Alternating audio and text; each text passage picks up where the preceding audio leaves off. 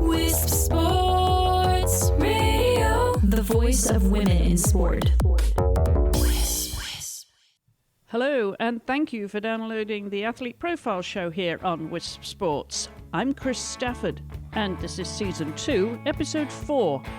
And with the current restrictions on social activity, instead of profiling an athlete on this show, we're going to be catching up with some athletes, some of whom are WISP ambassadors, to find out how they're coping with social isolation, with their training preparation, and how they're filling their time now that they're not able to train in the normal way and that competitions, of course, are uncertain at this point.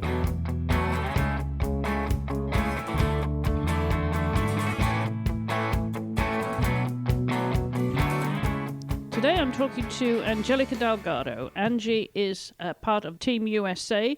She's a judoka in the 52 kilogram division and currently ranked number 11 in the world.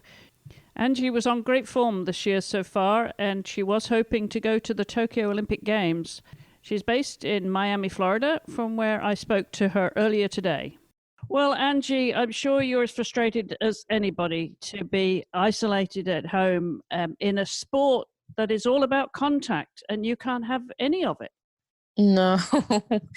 The only contact I have is with my dog, Roxy, and my boyfriend that he does judo as well. So we've been kind of doing some workouts here at home. But as far as training with my team and with the women I regularly practice with, I can't have any contact with them. So it's a little frustrating.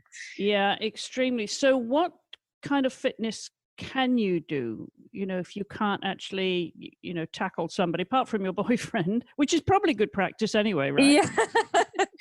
I mean, he fights in the 73 kilogram division for the US, and I'm the number 152 kilogram player in the US. So kind of moving him around and picking him up, putting him down, throwing him around is a good workout on its own. But I have a bunch of bands and home workouts. I like to do yoga here at home. I was just looking this morning at ordering like a stationary bike or something because I'm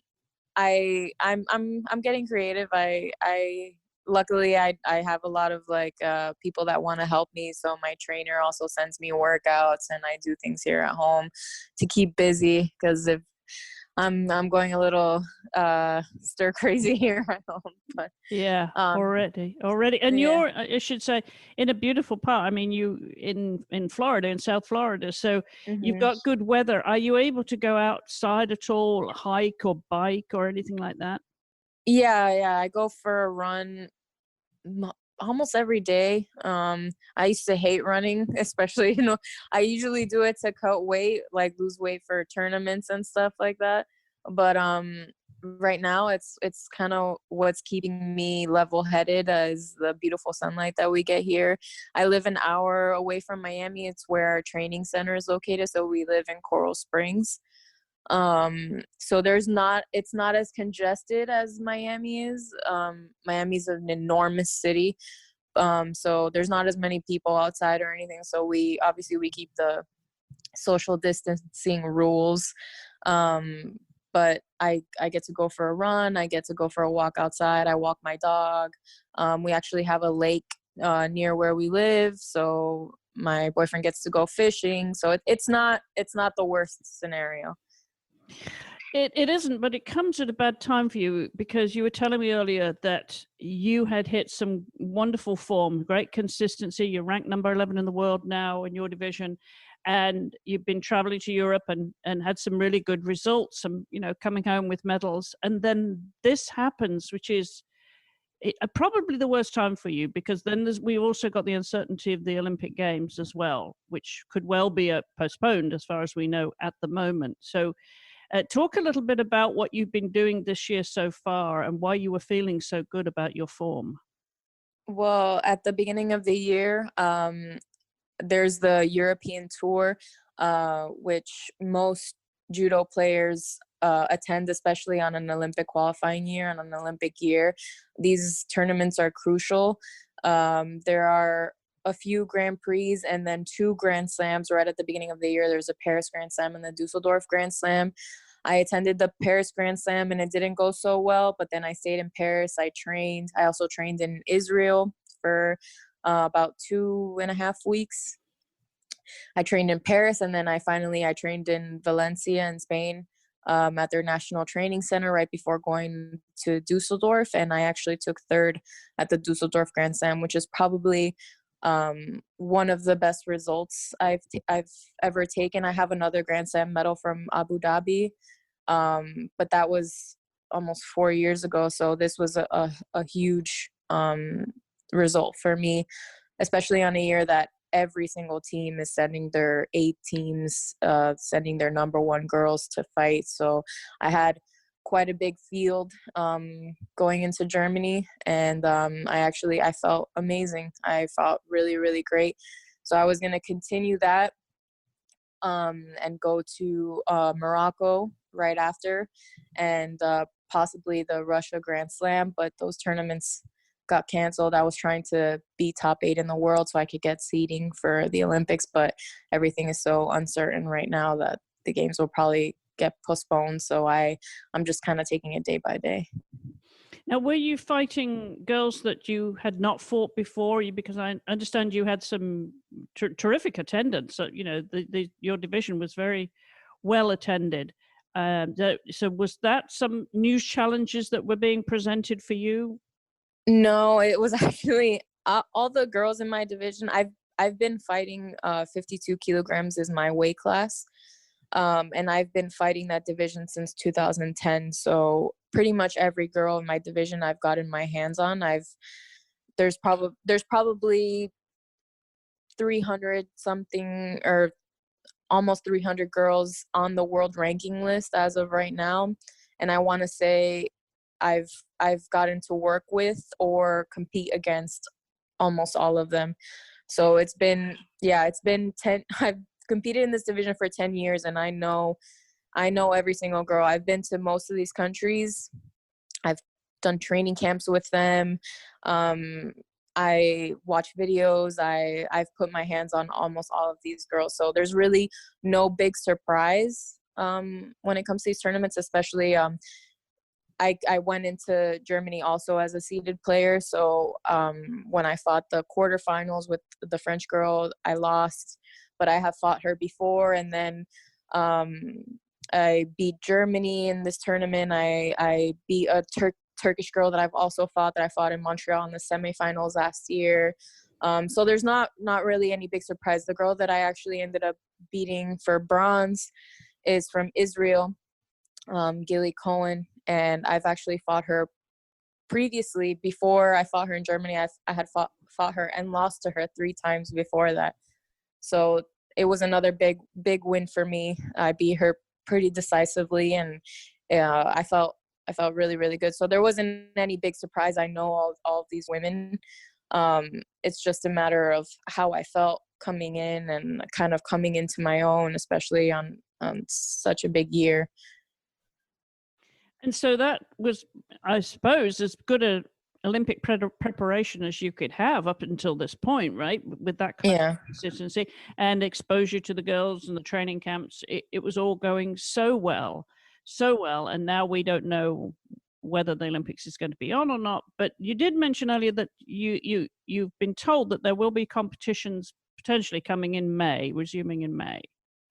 Yeah, the International Judo Federation, as of right now, told us that competitions will resume on May 8th, which will start with the Baku Grand Slam in Azerbaijan. But I'm really unsure if that's going to happen, because teams like France and Italy, Israel, all these big teams, they can't train with each other. Germany, they're in quarantine as well. And it's a contact sport. Like you said, we can't really train without a partner. An uke is what we say, like call it in Japanese in judo, but you can't really train without somebody else, especially some of these big teams have 50 women or 100 men on the mat at one time. So it's hard to train without your training partners. So I don't see how this situation is going to clear up in time for people to get back on the mat, to train properly, and then to get back out there in May for another tournament for a Grand Slam. Yeah, yeah, because it will be here soon enough, right? If it did happen in May 5th, then that's really right around the corner, isn't it? Training Yep, terms. Exactly.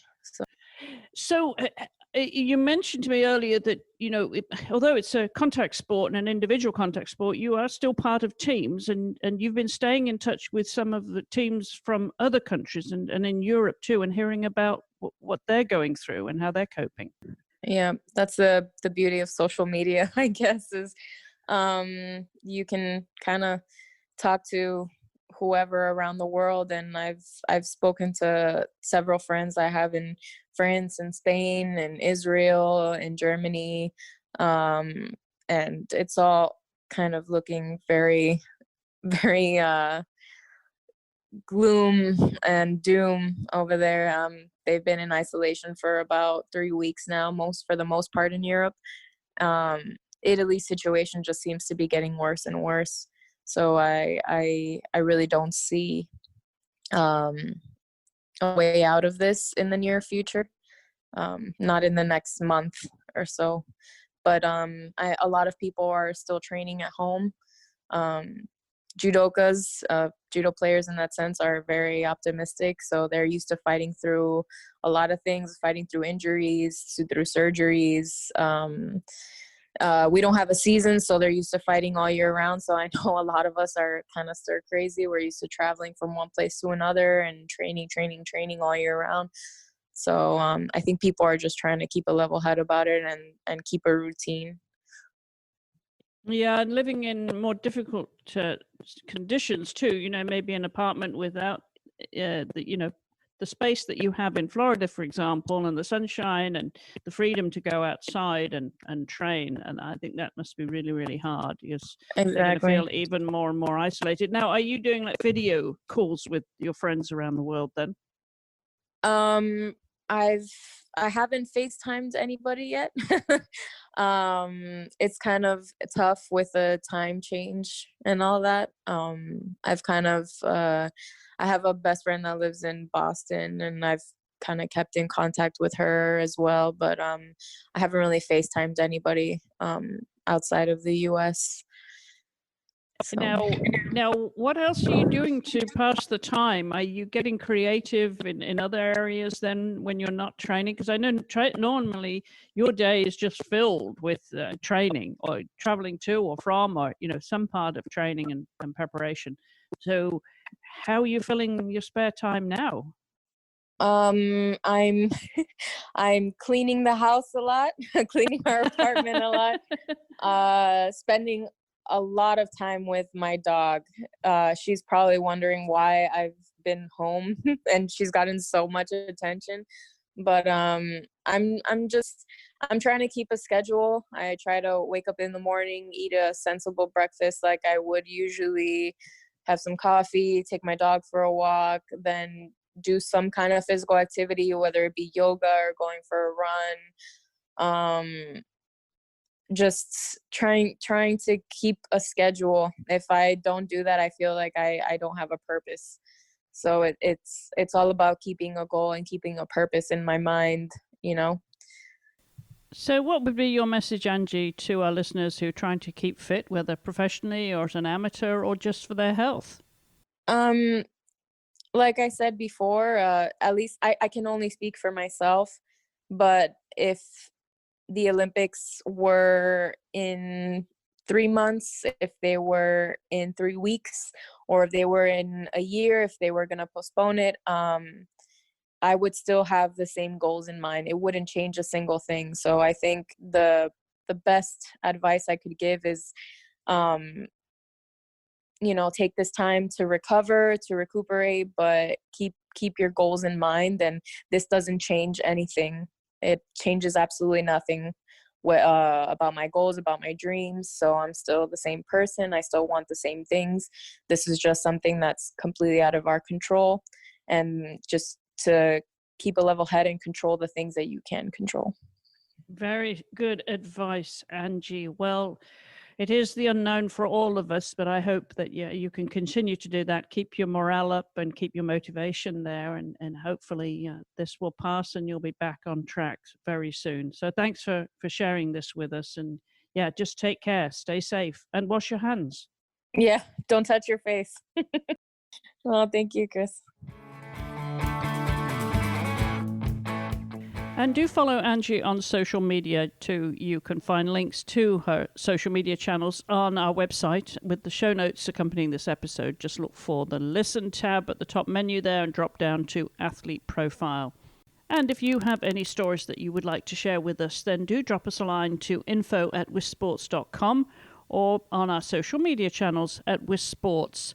And we will be continuing to bring you podcasts here as often as we can on WISPorts, so do keep refreshing your podcast app. Do take extra care of yourself and each other. Until the next time, thank you for listening. Goodbye for now.